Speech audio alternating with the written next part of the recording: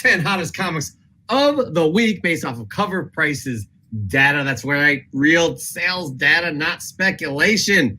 This is hard facts, people. Hard facts. That's what we deal with. Top 10 hottest comics. They come up with this list every Monday. Our show is live every Friday. We like to just run through the list quickly, but Chris normally likes to pick his top 3 books from this list. It's not going to be 3 books this week, is it, Chris? Nah, I mean, I couldn't pick just 3. It's not going to be 3 books. I'm warning you all. But before we get into that, Chris, let's just talk about what the top 10 hottest comics are. That's right. Here we go. At number 10, we have Marvel Premiere. Number 1, the first appearance of him as Warlock. He changes his name to Warlock. I do believe it's the, oh my gosh, High Evolutionary. Yep. Yes. Number 9, we have Philadelphia. Number 12, the Todd McFarlane cover. Number 8, we have Eternals. Number 1, keep an eye on this book, everybody. We are a couple weeks away from Eternals making it to the big screen. Number 7, we have Fantastic Four. Number 66, the first cameo appearance of Adam Warlock. Actually, he's him, not Adam Warlock here. The Cocoon origin story told. Yeah, he is actually, just to clarify, it is the cameo of the Cocoon with the origin of him and where he comes from. Where him comes from. Yep. At number 6, we have Youngblood. Number 2, pink logo. I am surprised this is still on the list. It's with you. At number 5, we have Superman, Son of Kal-El. Number 2, the Enyaq Lee variant, first appearance of Jay Nakamura. Number 4, we have Warlock and the Infinity Watch. Number 1, first appearance of the Infinity Watch. Number 3, we have Superman, Son of Kal-El. Number 1. Number 2, we have Misfit City. And at number 1, we have Superman, Son of Kal-El. Number 2, it's the first appearance of Jay Nakamura. Chris, you got a lot to talk about here, don't you?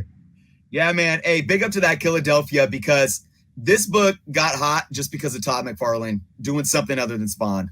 It goes to show you how amazing Todd McFarlane is. I just got to say that I love Todd McFarlane.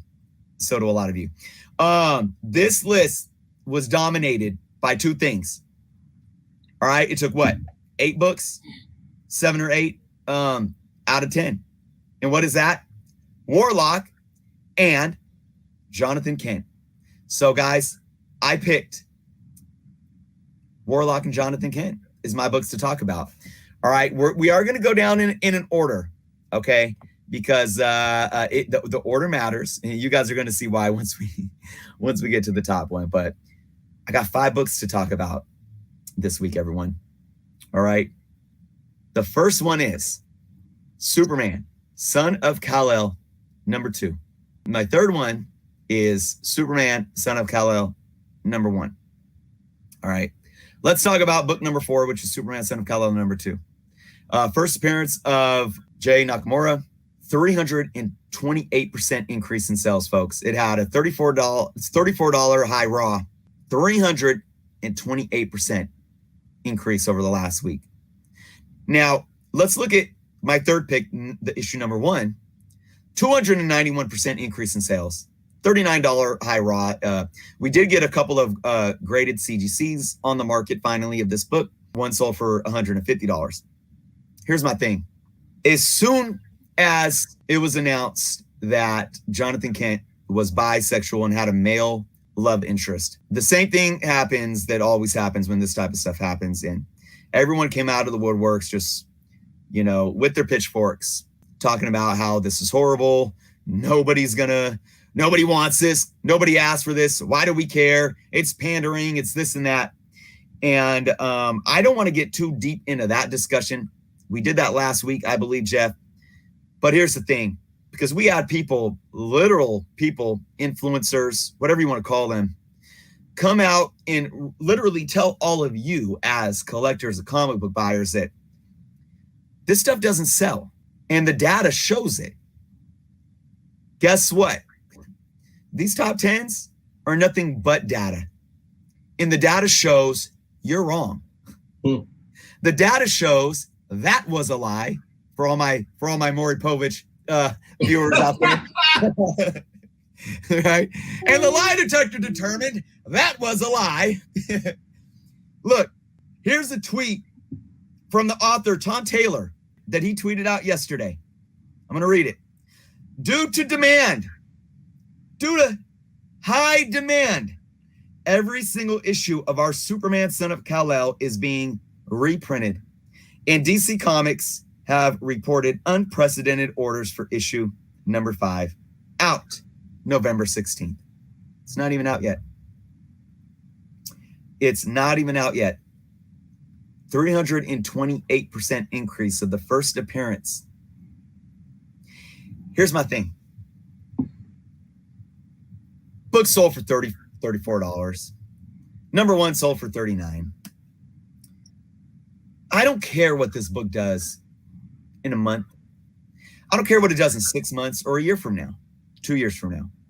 I don't care what it does 5 years from now. I don't care what it does 10 years from now. I don't want to care what it does when I'm buried in my grave. This book did what it was supposed to do. For DC, it sold off the shelves.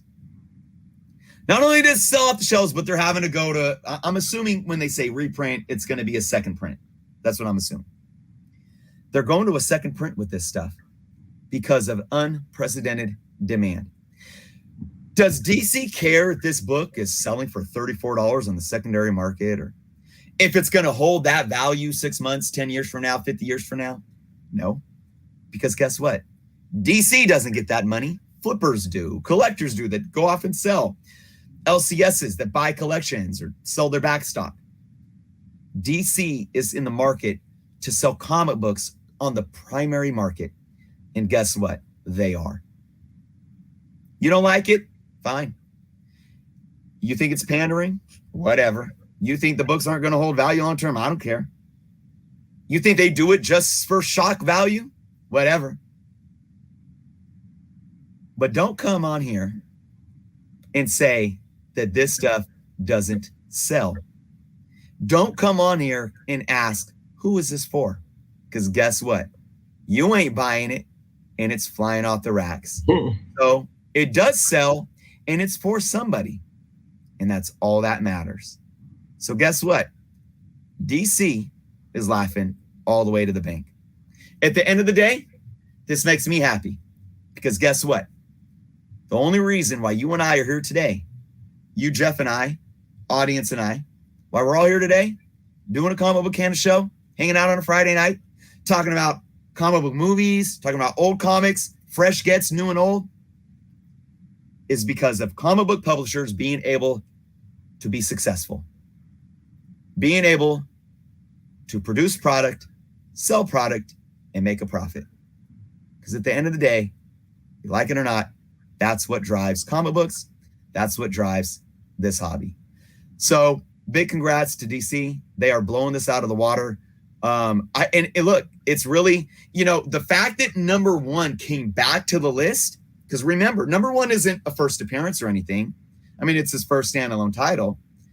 But it tells me that people want to go back to number 1 to start reading the story. Because guess what? I do too. Now I have number 1. I'm probably going to wait to get the trade, or I actually am on DC Unlimited. I forget what it's called. DC Universe, whatever. It's not called like Marvel Unlimited. It's DC Infinite or something like that. Mm-hmm. So maybe I'll wait till it comes out on there to do the digital, or I'll get the trade. I want to read this story now. And again, not just because of a love interest, but just because of the totality of everything that's going on. So that's what I got for you guys. DC doing big things, laughing all the way to the bank. Listen, Tom Taylor, I mean, I really didn't know much about him until I read Nightwing. That series is awesome. So that's the reason why I picked up Superman, Son of Kal-El. I think it's great. I love it. I've read issue 1 and 2. I think I have 3 coming in TFAW shipment at some point. Hopefully it makes it. But Tom Taylor, guys, he's just a great writer. Really good writer. So good stuff, Chris. All right. Here we go. What's next on the list here, Chris? All right. So now I do have my top 3. And guess what it is? Where's my book? It's all Warlock. All the time. Yeah, my number 3 was Marvel Premiere number 1. So and I will say this, folks, it's very interesting that all these books made the top 10, but there was no Thor 165. there was no first appearance of him. Very, very interesting, I will have to say. Now, Marvel Premiere number 1, we are getting Adam Warlock. This is when him incarnated into Warlock. He wasn't given the name Adam until issue number 2. This book saw a 150% increase in sales, a high CGC 9.2, 1,975. I have a 6.5 of this book that I think I paid maybe $60 for some years ago. I should have got the numbers for that just to see how much it increased. But this book is obviously absolutely on fire right now, almost hitting $2,000 for a 9.2 early Bronze Age 20 center. So very, very happy to see that book on the list. My number 2 is Fantastic Four 66. Again, first cameo appearance of the Cocoon. It details the origin, though, of him. 163% increase in sales with a high CGC 9.2 again for $995. So pretty solid. We saw a high raw for $255 again. I don't know exactly what type of grade that was for Silver Age book. This book is still decently affordable, even though it's getting hot. So, and I always, kind of put my opinion out there for those that are in the market. Obviously, you missed the boat. I said this before over the last, when did Guardians Volume 2 come out? 2017? Yes. 4 years, folks. 4 years since we knew from that end credit scene that Warlock was showing up in the MCU. We got a delay because of the James Gunn controversy. Okay. I told you all countless times on my channel that this might be a good time because we were stagnating. The character was stagnating and our minds were on other things. And I was like, hey, this may be the best time to buy. We knew that he was coming, but nobody was paying him any mind.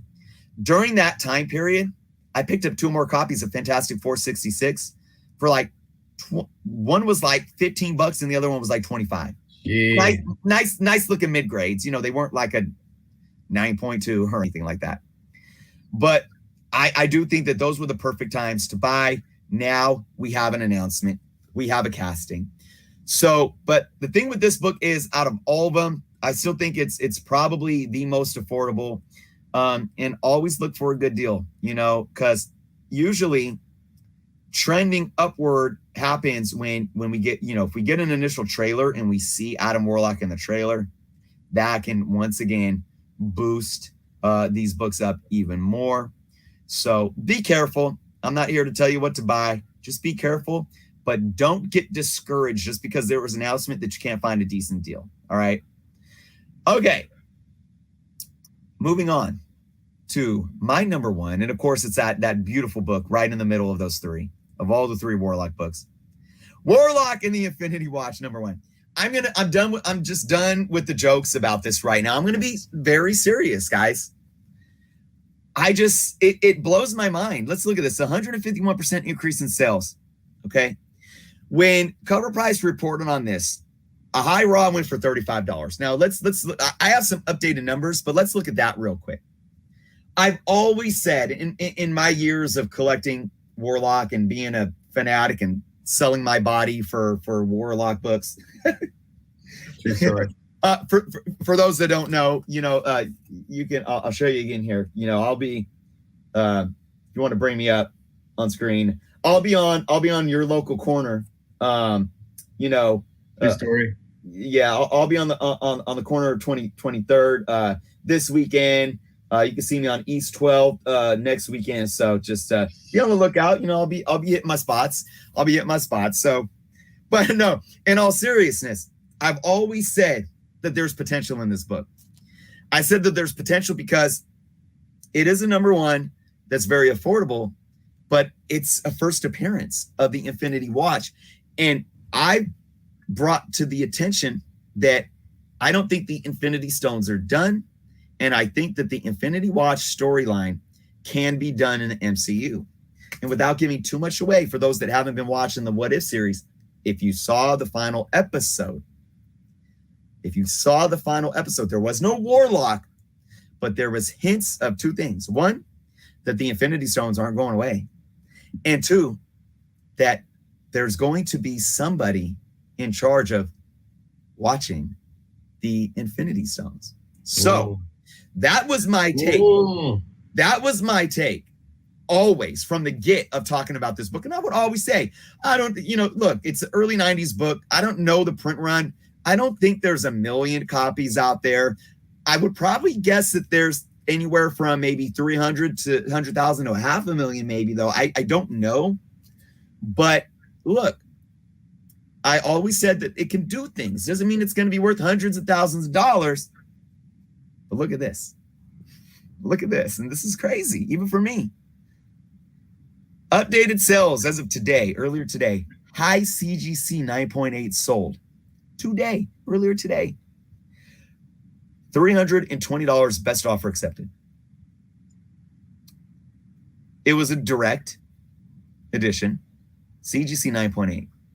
So again, I don't know the best offer that was accepted, but when you look at precedent of best offers, I couldn't imagine it being any more of, you got to look at certain percentages. I couldn't imagine it being at a 320 buy it now and a seller accepting anything lower than around like 280. I don't. So that's crazy to me. That's a lot. Now check this out. So the previous high for a CGC 9.8 direct sold for $225 on September 20th. So that was before we had an announcement.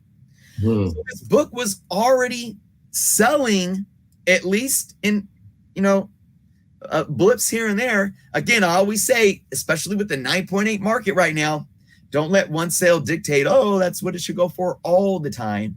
It's just one person willing to pay that much. I don't know. But it definitely says something. But here's what's crazy. Here's what's even crazier. Remember, on Monday, a high raw sold for $35. A high raw sold yesterday. In an auction, the highest winning bid, $117. $117. It was a newsstand, and by 1992, did this come out 91 or 91? The percentage of newsstands, if I remember off the top of my head, were probably around maybe 15% to the direct market. All right. So you got to take that into consideration, but it still blows my mind. $117. They had it listed as near mint plus, but if you go on eBay and look at it, there was a couple ugly spine ticks and a spine tick crease that went in like an inch, maybe a 9.2, maybe, but it was not a near mint plus. So another tip, don't believe eBay sellers and how they grade. Look at the pictures, folks.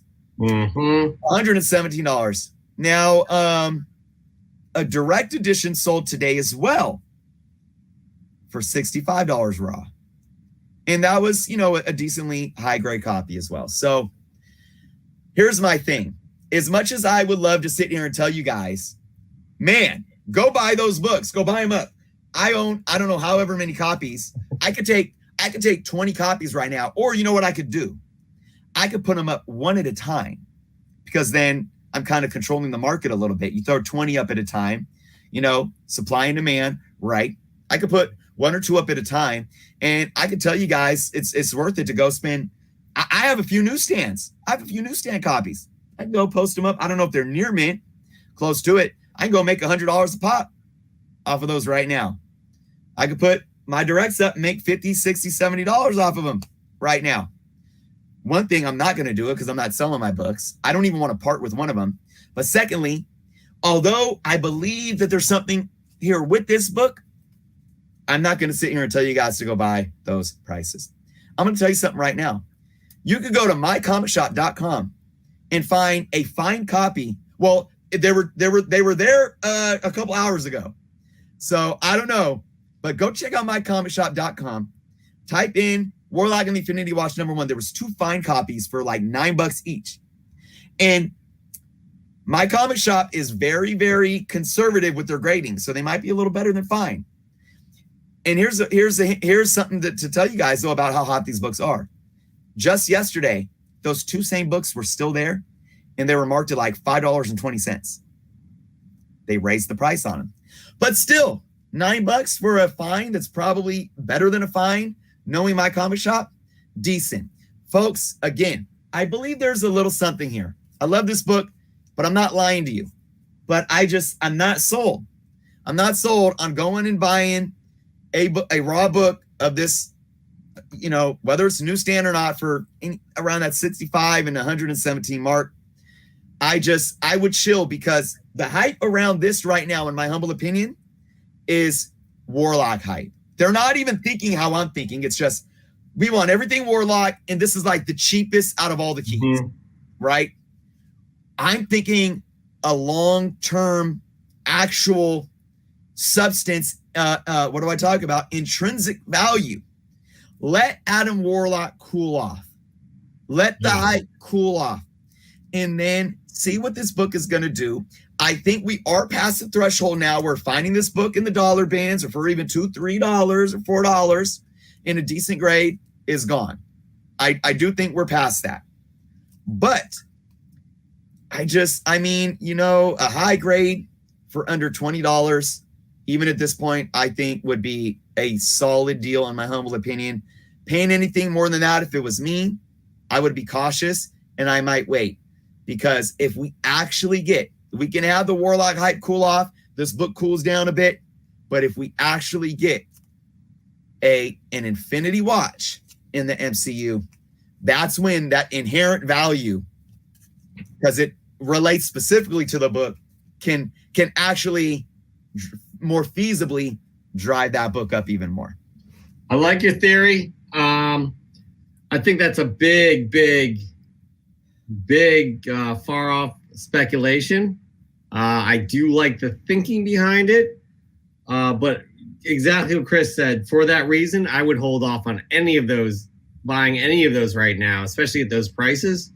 I'll tell you what, though, I really do believe in what they have going for, the Fantastic Four 66, 67, the Marvel Premiere #1. Those are already key books. Those are already climbing. You may be able to buy a dip in those, coming up, that will probably match a dip in the Infinity Watch. But I really think he's going to be a player, and I think he's going to be here to stay. I like the actor that they casted. I feel like he was out of left field, but also at the same point, it's like, maybe, Yep. So yeah, it's exciting times. It's exciting times for Chris. So congratulations, Chris. But I